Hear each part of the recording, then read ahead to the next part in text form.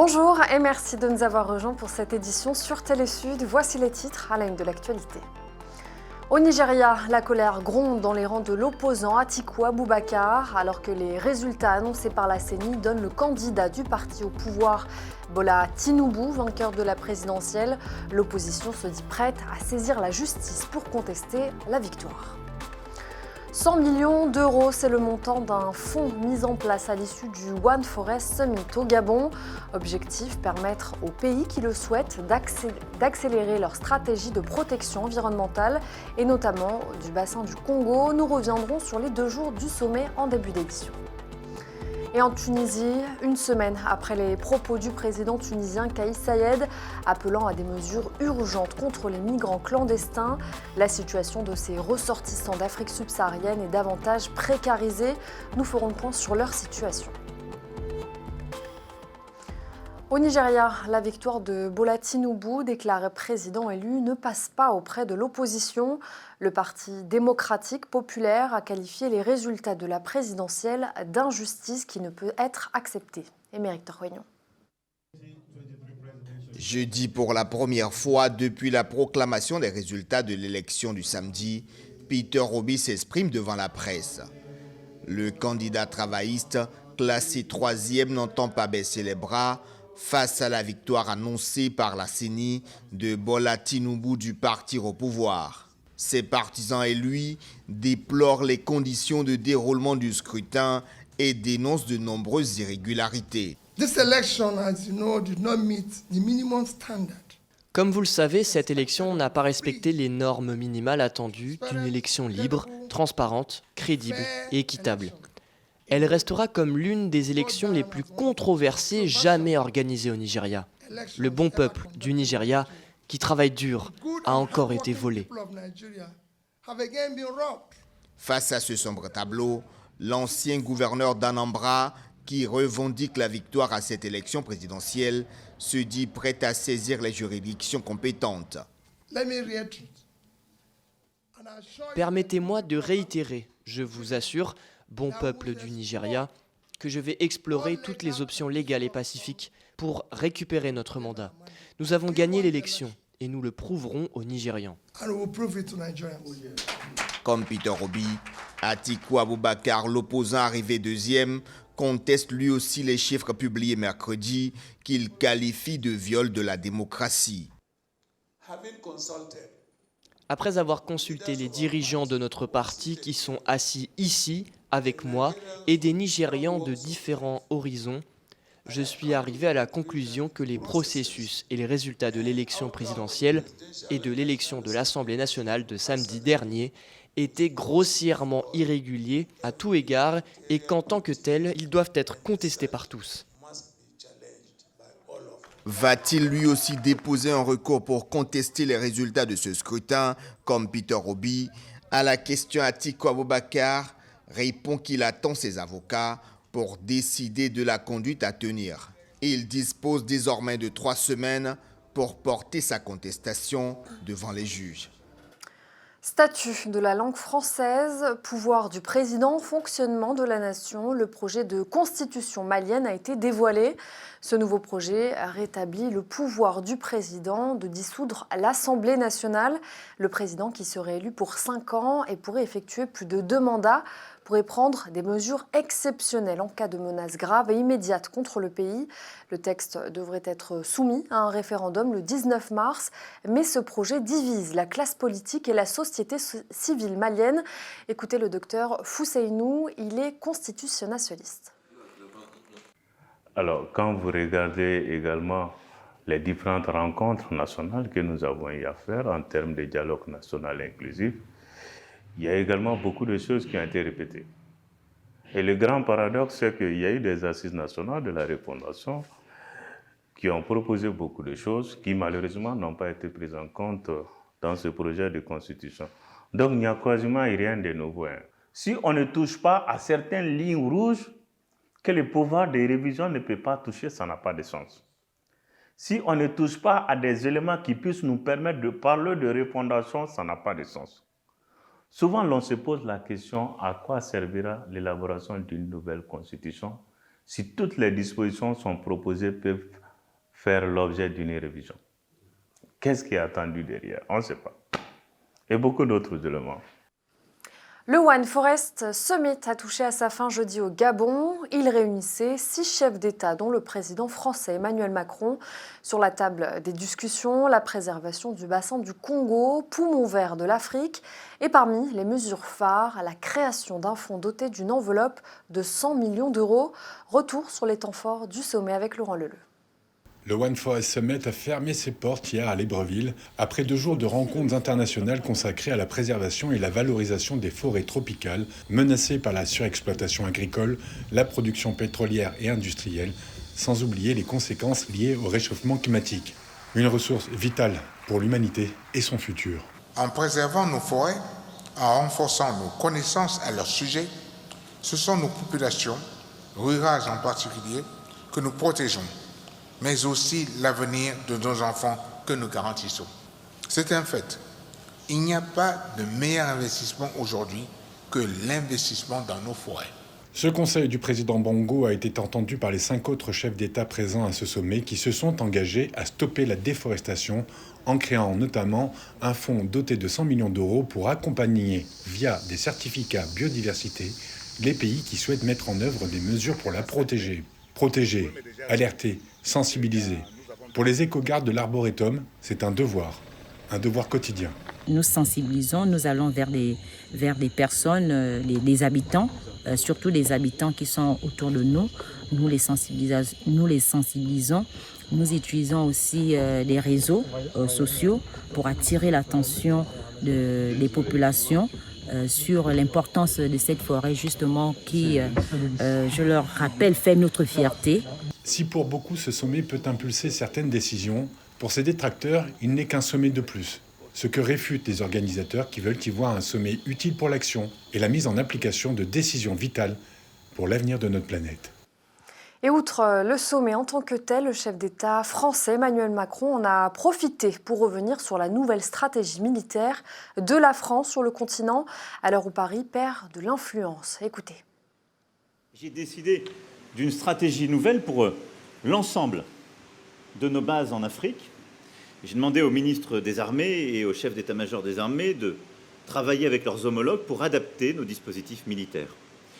Il ne s'agit en l'espèce ni d'un retrait ni d'un désengagement, mais d'adapter un dispositif pour, d'abord, qu'il repose sur une reformulation des besoins. Et nous avons eu l'occasion d'en parler hier avec le président et le ministre, de manière très claire.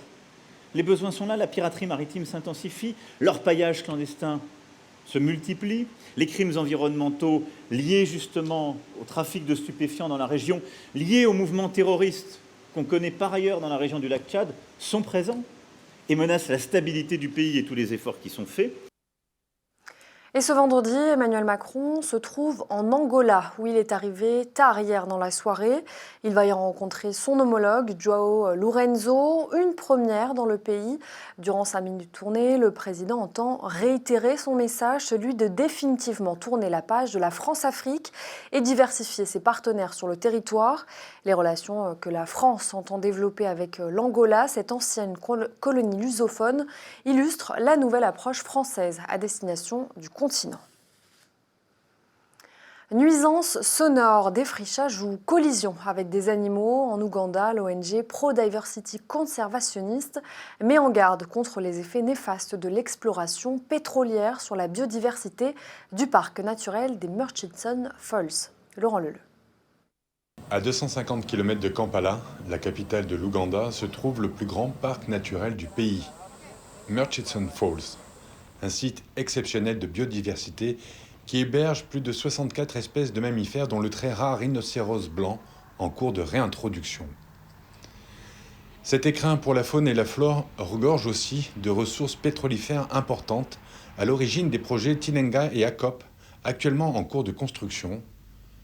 Un projet qui ne peut avoir que des effets néfastes sur la biodiversité du parc, selon plusieurs ONG. L'environnement comprend 2 parties. Nous pouvons avoir des effets tels que la perte de biodiversité défrichée par la construction de routes et de plateformes. Et bien sûr, s'il n'y a pas de réhabilitation, alors vous perdez cette biodiversité, vous perdez cette végétation Et cette végétation est également un habitat pour certains des petits êtres vivants. Ce projet pétrolier porté par Total Energy a dépassé les frontières de l'Ouganda. En France, fin 2022, déjà, une action de désobéissance civile interconfessionnelle avait été organisée par les associations écologistes Green Faith et Extinction Rebellion Spiritualité pour faire entendre leur voix contre ce projet d'oléoduc de Total en Ouganda. Nous nous opposons à ce projet en particulier parce que, entre guillemets, il coche toutes les cases du pire. Il coche les cases du pire sur le climat, sur les droits humains, sur la biodiversité. Et on a été interpellés par nos sœurs et frères en Ouganda et en Tanzanie. Donc nous, on est ici, là, à Paris, en solidarité avec ce qui se passe en Afrique de l'Est, où des croyantes et des croyants s'opposent localement. En 2019, les Amis de la Terre, Survie et 4 ONG ougandaises avaient assigné le groupe Total pour ne pas avoir, comme la loi l'exige, prévenus des risques que font peser leur activité autour de ce projet sur les droits humains, la santé et l'environnement. Mardi 28 février, un tribunal français a rejeté la plainte de ces 6 ONG, leur reprochant indirectement de ne pas avoir suffisamment exploré la voie du dialogue avec le géant pétrolier avant de saisir la justice. Et rendons-nous à présent en Tunisie, où vous allez le voir, une semaine après les propos du président tunisien Kais Saied, appelant à des mesures urgentes contre les migrants clandestins, la situation de ces ressortissants d'Afrique subsaharienne est davantage précarisée, tandis que certains pays comme le Mali, la Guinée et la Côte d'Ivoire ont rapatrié leurs ressortissants. Certains sont forcés de rester. Mathieu Nicolas. Après une dure nuit dans le froid, rien de mieux qu'un petit déjeuner pour retrouver des forces. Car il en faut. Ces migrants attendent depuis des jours devant le bâtiment de l'Organisation internationale pour les migrations à Tunis. Ils espèrent que leur situation se régularise. D'autres, comme Mounim, migrants d'origine malienne, n'ont qu'une hâte, partir d'ici. Quand même, moi, j'ai envie de rentrer chez moi. Parce qu'il y a les autres qui sont ici, là, peut-être tu peux rester ici, mais quand même, moi je pense ici. Je ne peux pas rester ici. Vraiment, désolé, je te jure. Tout les choses que je vois ici, là, c'est vraiment... Les campements devant les ONG et ambassades se généralisent en Tunisie depuis le 21 février, jour où le président tunisien Kais Saied avait appelé à des mesures urgentes contre les migrants clandestins d'Afrique subsaharienne, dont la présence serait selon lui source de violence et de crimes et vise à modifier la composition démographique du pays. Depuis, la situation des migrants, déjà difficile, s'est davantage précarisée. Nous avons besoin d'aide. Nous avons besoin d'aide du monde entier parce que nous souffrons vraiment ici. Les choses ne sont pas faciles. Vous pouvez voir l'endroit où nous dormons. Ce n'est pas un endroit où les humains peuvent dormir. Nous souffrons. Beaucoup comme Natacha sont de Sierra Leone, d'autres de Guinée-Conakry, du Cameroun, du Tchad ou du Soudan. Des pays parfois sans ambassade à Tunis. Arrivés illégalement, ils se sont retrouvés du jour au lendemain à la rue et privés des petits boulots grâce auxquels ils survivaient. Mercredi, un premier rapatriement a été organisé par la Guinée. Une cinquantaine de Guinéens sont retournés à Conakry. La Côte d'Ivoire et le Mali aussi ont lancé une procédure de rapatriement de leurs ressortissants.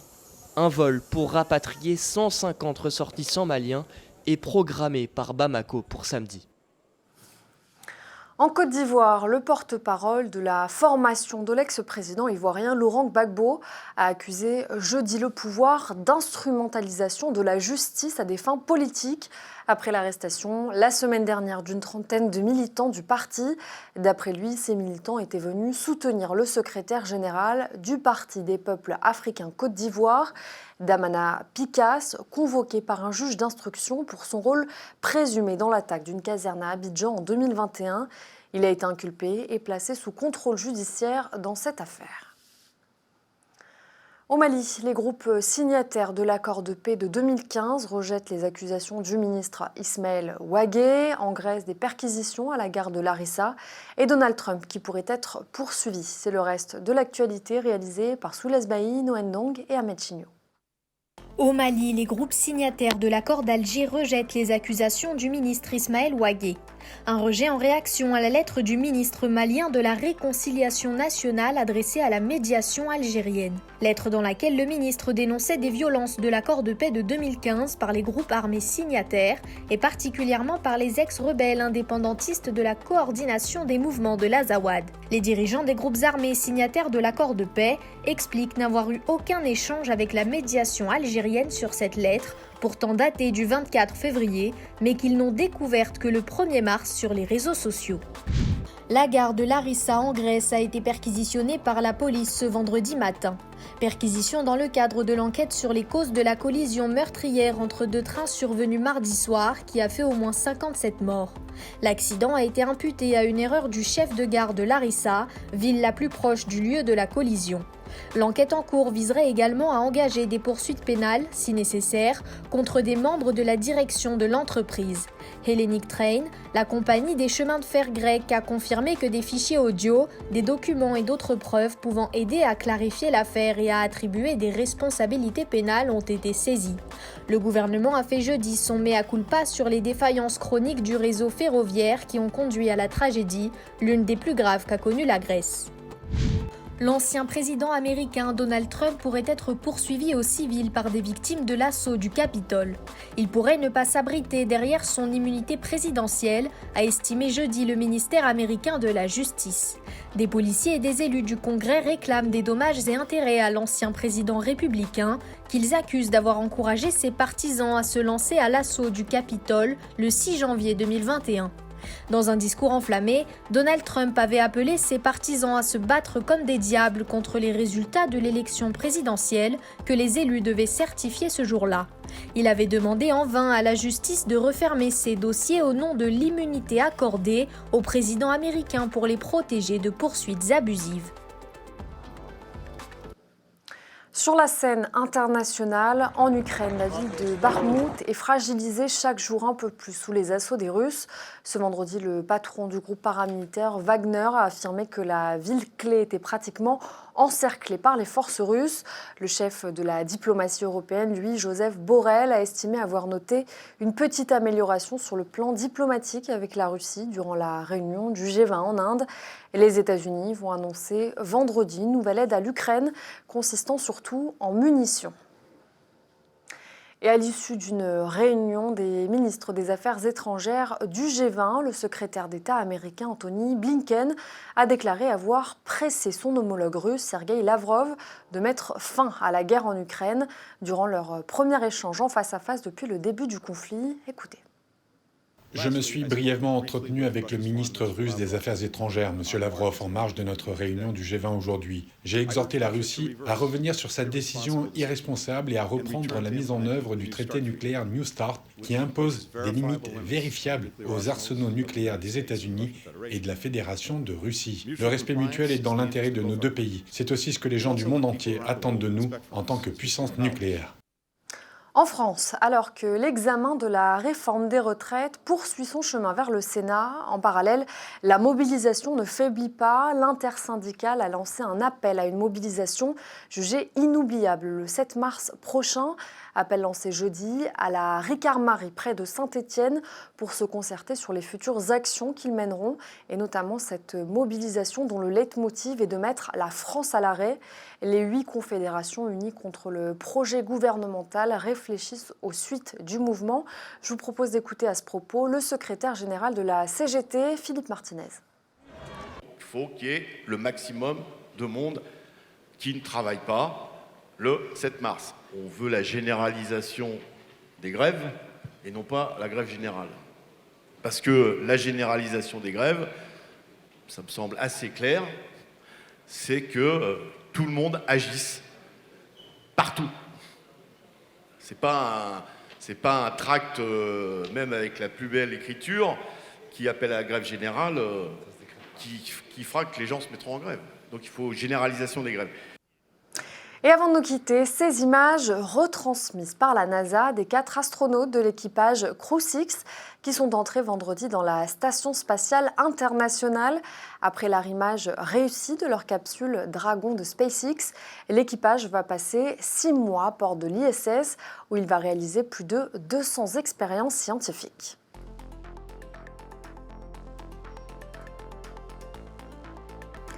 C'est la fin de ce journal. Merci à tous de l'avoir suivi. Ne manquez pas l'édition du soir présentée par Émeric Torroignon. Et en attendant, continuez à vous informer sur Télésud.